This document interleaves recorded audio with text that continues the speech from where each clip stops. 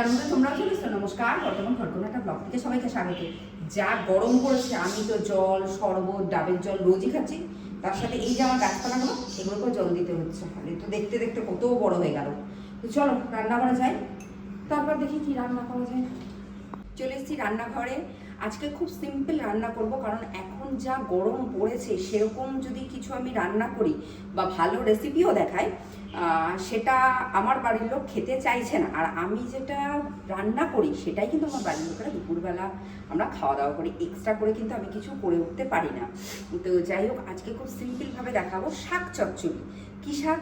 ডাঁটা শাক হয়, যে কাটোয়া ডাঁটা হয়, সেই কাটোয়া ডাঁটারই চচ্চড়ি করে দেখাবো আমি। এই শাকটা আমার বাপের বাড়ি থেকে আমার মা পাঠিয়ে দিয়েছে। যেহেতু এর আগে একটা ভিডিওতে বলেছিলাম না, যে কাঁঠালের দানা ভর্তা, যেটা আমার মা ভীষণ ভীষণ ভালো খায়, মা, কাকিমা, আমার ফ্যামিলির যারা আছেন তারা সবাই ভালো খায়, তো পাঠিয়েছিলাম। তো তখন মা কিছু শাক আর তার সাথে আমাদের গাছের গন্ধরাজ লেবু অনেক কিছু পাঠিয়েছে টুকটাক আমাকে। তা আজকে সেই শাক দিয়ে শাক চচ্চড়ি করবো। তো শাক চচ্চড়ি করার জন্য আমাদের কি কি উপকরণ লাগছে দেখিয়ে দিই, চলে এসো। শাক চচ্চড়ি করার জন্য শাক তো লাগছেই। এখানে ডাঁটা শাকটা আমি একটু বড় বড় করে কেটে নিয়েছি। চচ্চড়ি করার জন্য যে যখনই শাক আমরা ব্যবহার করব, তখনই শাকটা তার সাথে এই ডাঁটাগুলো একটু বড় বড় করে কেটে নেব। তার সাথে লাগছে বেগুন, আলু, কালো জিরে, শুকনো লঙ্কা, নুন আর চিনি একটু। প্রথমে আমি আলুটা আর বেগুনটা আলাদা আলাদা করে ভেজে তুলে নেব। যা গরম পড়েছে, কিচ্ছু খেতে ভালো লাগছে না। কি খাবো, কি করবো, কিছু বুঝে উঠতে পারছি না।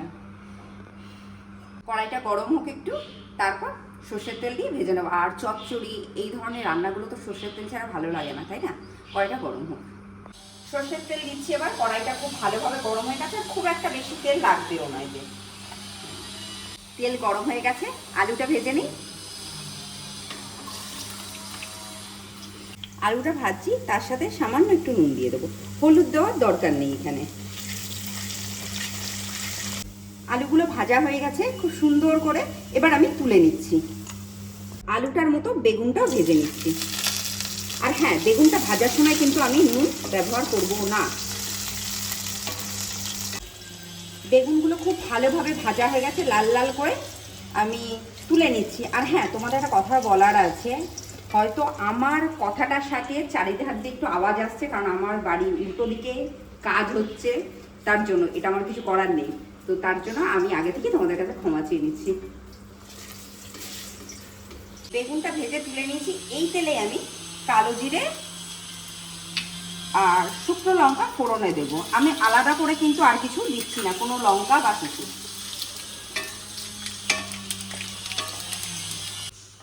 শুকনো লঙ্কা আর কালো জিরাটা ভাজা হয়ে গেছে। এবার আমি শাকগুলো দিয়ে দেবো।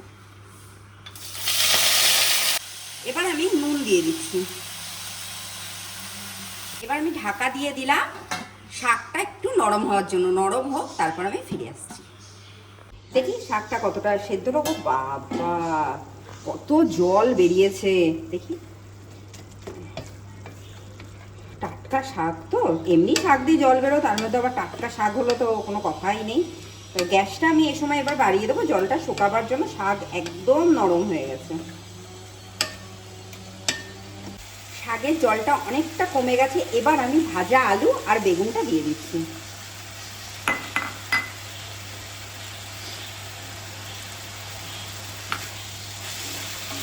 অল্প একটুখানি চিনির দানা দিলাম।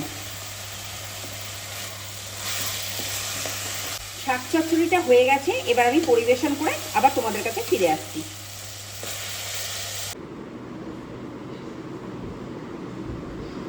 তৈরি হয়ে গেছে শাক চচ্চড়ি। গরম গরম ভাত দিয়ে তো খাবো আমরা সবাই মিলে। তা আজকের রেসিপিটা, আজকের ভিডিওটা যদি ভালো লেগে থাকে, তোমরা অবশ্যই আমার চ্যানেলটা সাবস্ক্রাইব করো, শেয়ার করো, লাইক করো, প্রচুর প্রচুর কমেন্ট করো।